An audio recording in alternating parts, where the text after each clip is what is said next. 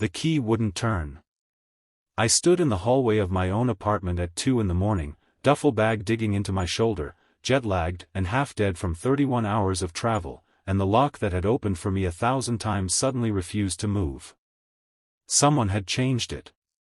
And through the thin gap under the door, I could hear my roommate's voice, low and panicked, saying words I never expected to hear. "You weren't supposed to see this. Not yet. Not like this. My name is Daniel, and 8 months ago I shipped out for a deployment that was supposed to last a full year. A last-minute drawdown order cut it short, and instead of calling ahead, I wanted to surprise the one person who had kept me sane through every long night overseas, my roommate and best friend since college, Marcus. We'd lived together for 6 years. He was the closest thing I had to family after my parents passed. I pictured his face when he opened the door and saw me standing there in uniform, alive, home, early. I never imagined that the surprise would end up being mine. If you believe in second chances, in the quiet kind of loyalty most people never see, hit that like button right now, drop a comment telling me you're watching, share this with someone who needs a reminder that people can surprise you in the best ways, and subscribe, because this story is about to take a turn you won't expect. I stood frozen in that hallway, my heart pounding harder than it ever had in any combat zone, listening to muffled voices and the scrape of furniture being moved. I knocked. The voices stopped instantly, like someone had hit mute on the whole apartment. Then footsteps, hesitant, and the door cracked open just enough for Marcus's face to appear, pale, sweating, eyes wide with something between fear and heartbreak. He didn't say welcome home. He didn't even say my name. He just stood there in the gap of the doorway and repeated it, quieter this time, "You weren't supposed to see this." For a moment, every dark thought a man can have ran through my mind. 8 months is a long time to leave your life in someone else's hands. I'd signed my lease with him, split every bill, trusted him with my spare key, my mail, even power of attorney for small emergencies while I was gone. I thought about betrayal, about debts, about a stranger's coat on the hook by the door. I pushed past him before he could stop me, dropped my duffel bag in the entryway, and stepped into the apartment I hadn't seen in 8 months. It wasn't what I expected. Nothing about it was what I expected. The living room I remembered, the one with my grandfather's old recliner and the dented coffee table we'd rescued from a curb in our 20s, was gone. In its place were 2 hospital-style beds pushed against the far wall, a rolling 4 stand, a folded wheelchair leaned against the bookshelf, and medical supplies stacked in neat labeled bins where our television used to sit. A woman I didn't recognize, maybe in her 60s, sat upright in one of the beds, startled awake by the noise, blinking at me like I was a ghost. And in the second bed, smaller, thinner than I remembered, lay a boy who couldn't have been older than 9, tubes taped gently to the back of his hand, a knit cap covering a head that had clearly lost its hair. I turned to Marcus, waiting for an explanation, and for the first time in the 6 years I'd known him, he couldn't meet my eyes. He sat down slowly on the arm of the recliner that had been pushed into the corner and told me everything, his voice breaking more with every sentence. 3 months after I deployed, Marcus had been laid off from his engineering job during a round of corporate cuts. He hadn't told me, because he knew I'd worry, and worrying wasn't going to help either of us from 6,000 miles apart. He started picking up shifts as a part-time home health aide just to cover his half of the rent, and one of his first clients was a woman named Carol, a widow raising her orphan grandson, Eli, after Eli's parents died in a car accident 2 years earlier. Eli had leukemia. Carol had spent every dollar she had on his treatment, then lost the small apartment they'd been renting when the medical bills outpaced her fixed income. She had nowhere to go and a sick child who needed round-the-clock care that no shelter could provide. Marcus said he sat with that information for exactly 1 night before he made the decision.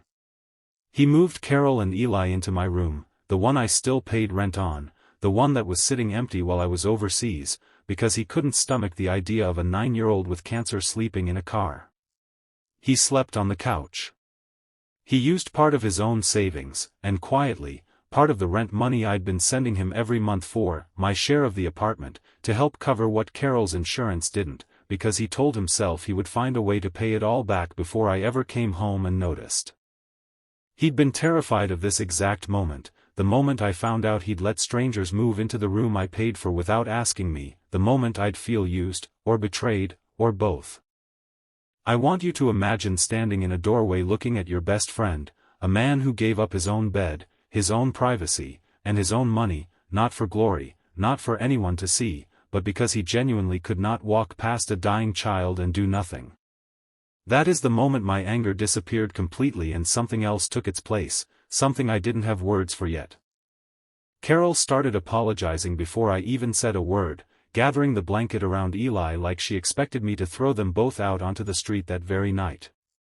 She kept saying she understood, that they would leave first thing in the morning, that Marcus had warned her this day might come and she was grateful for every night they'd had a roof.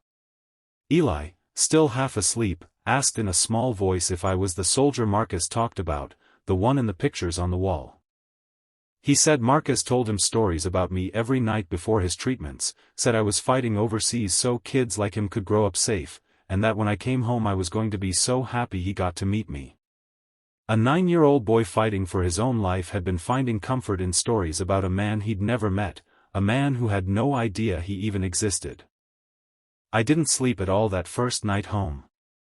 I sat in the kitchen with Marcus until sunrise, and he told me the parts he'd left out, how he'd driven Carol and Eli to chemo appointments before his own shifts, how he'd learned to manage the feeding tube and the medication schedule from YouTube videos and a very patient hospice nurse, how some nights Eli was in so much pain that Marcus just sat on the floor next to his bed until he fell asleep because Carol was too exhausted to do it alone.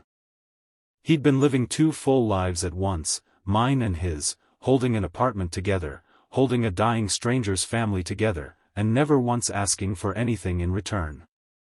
The next morning I called my old command's family support liaison, and by the end of the week I'd connected Carol with a veteran-run housing assistance program that specialized in exactly this kind of situation, families caught between medical crisis and homelessness.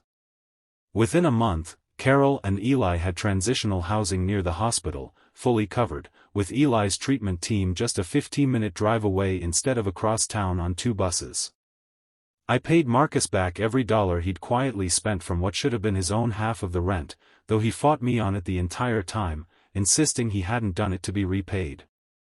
If this story moved something in you, if it made you believe a little more in the quiet good that people do when they think no one is watching, please take a second to like this video and leave a comment.